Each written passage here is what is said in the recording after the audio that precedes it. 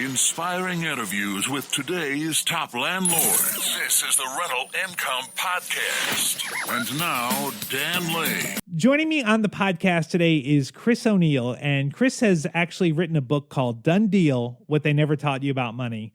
And he also has a real interesting strategy for investing. Chris owns rentals in 5 different markets, and he's got different strategies for the different markets. Some of the markets, he's investing for cash flow and cash flow only. He knows the properties are probably not going to appreciate. And other markets, he's investing for appreciation. So I want to find out more about what he's doing and kind of get into his story. So Chris, welcome to the show. Why don't we start with you telling us a little bit about yourself and how you got started owning rentals? Well, what started, to be honest with you, just to sum it up, I was on my 9-to-5, and I got tired of working, and I love real estate so much. I went and obtained my real estate license, so I'm a realtor. And so once I left my 9-to-5, I started looking into investment properties. I started looking into flips, and I just fell in love with it, and I never looked back. Now, you have a real interesting strategy. So your rentals aren't all in the same town. A lot of times people think that they need to just invest in their town or maybe just in one town, but your rentals are located in 5 different towns. How did that happen? Well, my strategy is going where the deals are. Sometimes you may be in a town that really doesn't have deals that fit what you want to do. As far as your price range, far as, down payment or if you're paying cash, but it just has to make sense. Okay. So sometimes you have to go out of your target area to find that deal. Now, tell me about buying exclusively for cash flow. So you have a couple of properties in a town where the prices are really low and the rents are fairly high compared to the price. So you get a really good cash flow. Tell me about that town. First of all, how did you find that town? And tell me about some of the numbers there. Okay, well, originally my mentor, and he's basically my second father. He's an investor, Tom Kennerly. He told me about it. He said, "Hey man, take a ride with me. I have 2 contracts on 2 different properties at the same time, but I want you to come out and look at them." Mm-hmm. So I was like, well, okay, I'll take a ride out there with you. Well, when I went out there, he kind of put me on the spot. I didn't know if he was joking or not, but he had a property, Fannie Mae property, under contract for $7,500. And then he had another property under contract. I think it was like maybe 10 to 15,000. And then he offered me, he said, "Hey, I want to offer you this property if you would like, and I'll just turn it over into your name and put your name on a contract if you're interested." And I'm like, yeah, why not? Let's try it out. I guess at the time he didn't want to deal with the repairs. Mm-hmm. Let me play devil's advocate for a second. A lot of people would say that you shouldn't invest in properties that low or that cheap because you're going to get bad tenants. You're going to have, those properties are probably really old. They're going to have a lot of deferred maintenance, and the cash flow may look good on paper, but in actuality, it's not going to turn out that way because you're going to have vacancy. You're going to have tenants that are trashing your house. Have you run into those kind of problems? Are you actually making good cash flow on those properties down there, or is it all getting taken back from you? No, I'm getting real good cash flows. My advice would be to definitely screen your tenants. Now, if you can get involved with some type of voucher program, whether it's Section 8, veteran program, or whatever program they have in that area, I would say take advantage of it. Spend that extra money to make sure the windows work and everything, because they'll send the inspector out. So you want to make sure that your property's up to par. But in the long run, it'll work out perfectly because you don't have to run anybody down for your money. It's direct deposited, and you always have your money in your account versus carrying a tenant to court trying to get your money. Yeah, Section 8 is a great way to get guaranteed money. Another strategy that you're doing that I think is really interesting is that you have a tenant that is, I guess, a retired veteran, and you get paid from the Veterans Administration. Yes, yes. So tell me And about that. I've never heard of that program. Like, what is that? Like, are they disabled veterans that the government pays their rent? Is that how that works? Or yes, it's actually this program is based out of DC. And I have a duplex in that area, and we rent it out to the vets. So how I got connected with the vets, I found a lady that she basically find tenants for your properties. Well, she used to work for the Veteran Administration, so it was kind of easy for her to get hooked up with the voucher program. And so I had a lot of success with her. Basically, she just charges the first month rent, and most of the tenants stay more than 1 or 2 years. So it's definitely worth that 1 month rent, and I never have to carry the tenant to court to try to get paid for rent. paying a month commission to someone to bring in a tenant for you, especially someone that's going to be someone that's going to have guaranteed money like that, is really kind of a no-brainer. You don't have to show the property. You don't have to do anything. I suppose she's probably screening them, and then you just have to approve it. Exactly. Right. That's perfect. Exactly. That's perfect. All right. So tell me some more about your other rentals. So you've got that one town that has the really cheap properties, and those properties you don't think are going to appreciate. I mean, they might go up a little bit in value, but that town isn't going to see a lot of growth or a lot of appreciation.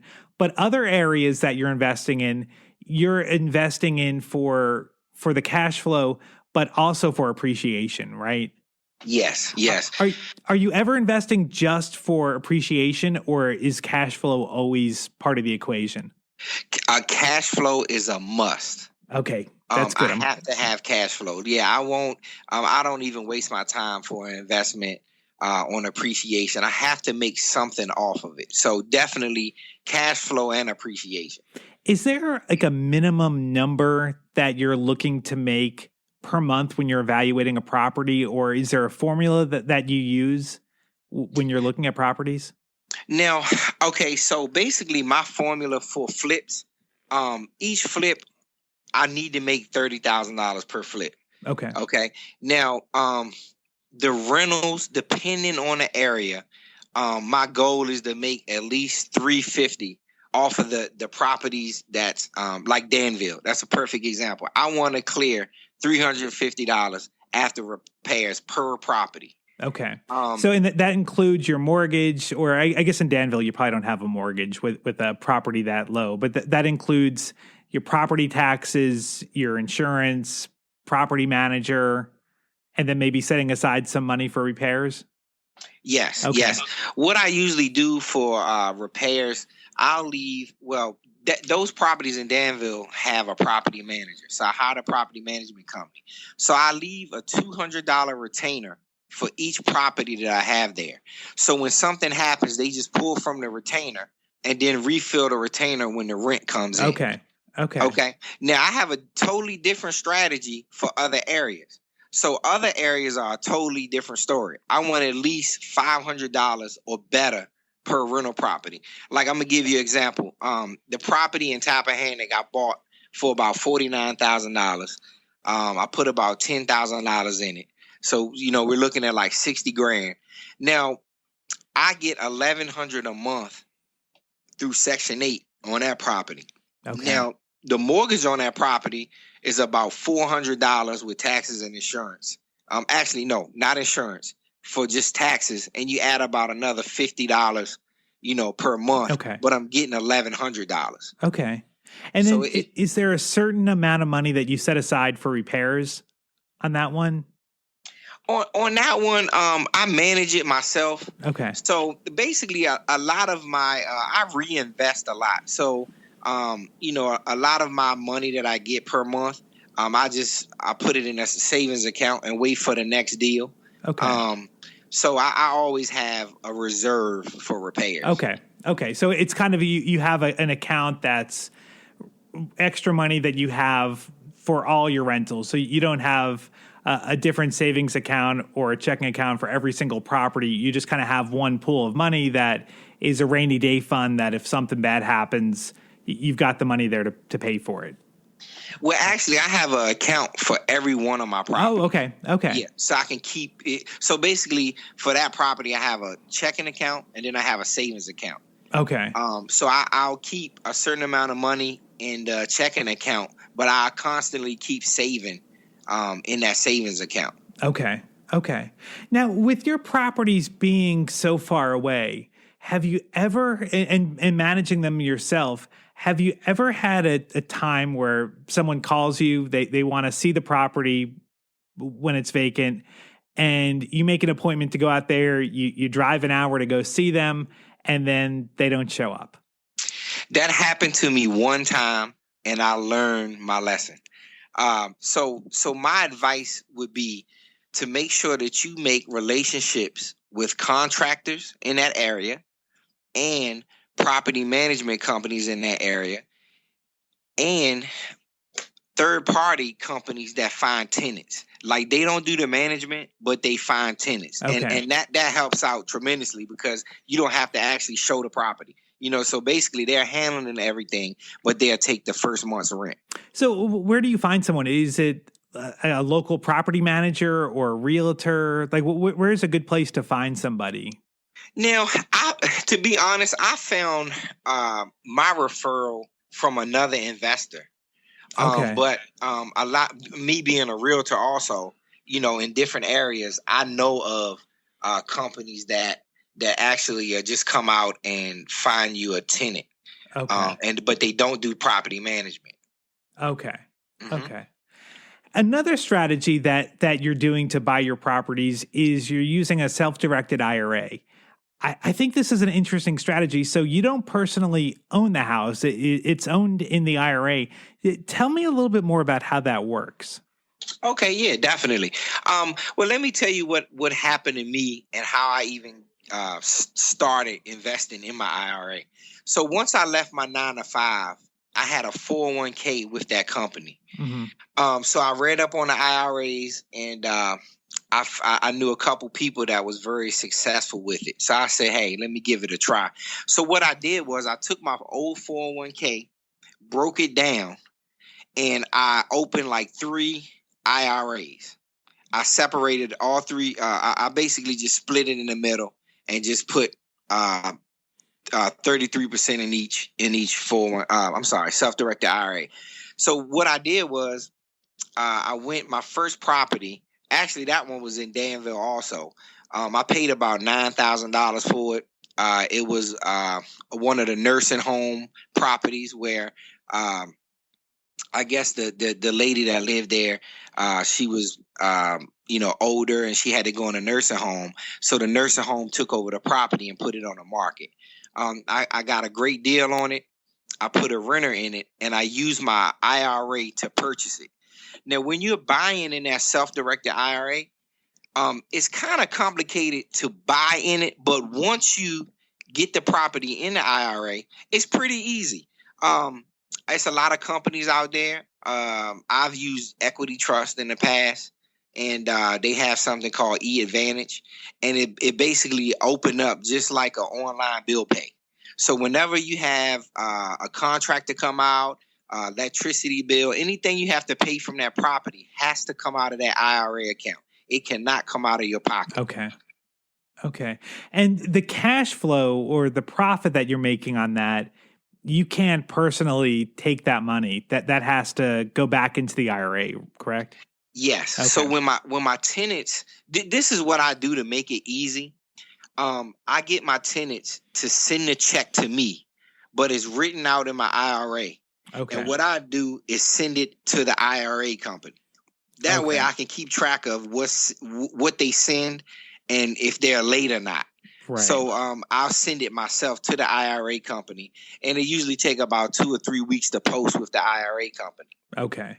Mm-hmm. Is there anything that you need to be careful or need to watch out for if someone is going to set up a self-directed IRA? I understand there's a lot of rules, and if you don't do things exactly right, then you could get a huge tax bill. Are there any gotchas or anything that that you could maybe warn people about if they're going to do a self-directed IRA? Yes, just make sure every dime comes out of that account. Nothing comes out of your pocket. If you pull money out of your pocket and spend it on a house, you could get in big trouble. So what you want to do is everything should go online, and you should bill pay everything. Okay. Yes. And the great thing about that self-directed IRA is when the rental payments go into the IRA account, it doesn't get taxed. The only time your money get taxed is when you're ready to pull money out of the IRA. Right, like when you retire, basically. Yes. Yeah. So everything is tax-free up until that point. So therefore, all your money, you can reinvest it. All right, before we wrap things up, I just have one final question that I want to ask you. You're someone that obviously has been very successful in owning rental properties. And if somebody wants to get started buying rentals and they don't know what to do or how to kind of take that first step, what advice would you give them to get started? To get started, I would say do your research. Research is very important. Get with a local realtor in the area that you're trying to invest. Know your market before you buy. Definitely know your market before you buy. And like I said, buy with tools like IRAs. Just say you have a 401k with one of your old employers and it's just sitting there, would definitely reach out to these IRA companies, not a regular IRA, a self-directed IRA, and find out how you can transfer some of your money in that account. And that's a great way to buy real estate. Now, they have two ways in this self-directed IRA. You can either pay for the property cash, or it's a type of loan that is certain custodian loans that you can get. It's called a non-recourse loan. And basically, if you put 20 to 30% down, they'll finance the property for you in the IRA. Okay. Now, I know I said that was the last question, but something you said prompted another question. So I've got one more for you. Now, you said that somebody should find a realtor to get started. And something that investors all the time have a hard time with is finding a realtor that is investor friendly, that knows how to work with investors. Because, I mean, you're an agent. You know that most agents are trying to sell houses to people that are going to live there. How do you find someone like yourself? Like, if I was looking to buy properties in your area, I would definitely call you because you understand investing. If someone's in another part of the country, how can they find a realtor that's going to really be able to help them as an investor? Google is like your best friend. So what you want to do is start looking at agents' bios online and look for agents that is an investor. Okay. Because I work with lots of investors. Don't think that, hey, just because this agent is an investor, he wants to buy everything. No, that's not true. It's so many deals out here. It's like the United States is on sale. Right. Yeah, you can't buy everything. Definitely. Right. Awesome. Well, Chris, thank you so much for coming on the show. It was great talking to you. I'd loved hearing your story. If someone wants to reach out to you or learn more about you, what's the best way to get in touch with you or to read more about you? Okay, well, you know what? I just published a book. It's called Done Deal: What They Never Told You About Money. And it's on Amazon.com. Just type in the search engine Done Deal and it'll pop up. And this book is great. Actually, it's explaining about what we talked about earlier with the self-directed IRAs. It teaches you you can invest even in retirement. It teaches how to invest in real estate. And it just shows, basically, I told my story how I quit my 9-to-5 job. And you can do the same thing and start investing in real estate. So definitely, look that up on Amazon. It's called Done Deal: What They Never Told You About Money. And I think that's so important. I have Facebook. You just facebook.com, christopher.o'neill.realtor. LinkedIn. I have another real estate page, Mr. Real Estate Chris, or just email me at mrrealestatechris@gmail.com. And also my website, DoneDealO'Neill.com. So it's a lot of ways to get in contact with me, and definitely check my book out. It has some great information in it. Done deal, O'Neill. I love that. That's awesome. Thanks. And you know what my slogan is? Well, what's that? Chris O'Neill will close the deal. I love it. Well, if you missed any of that, we got links to everything that Chris just mentioned on our show notes page. You can find it at rentalincomepodcast.com/episode 60. Thank you so much for listening. Thank you so much for supporting the show. I really appreciate it. We'll be back with a new episode next Tuesday. My name is Dan Lane, and this has been the Rental Income Podcast.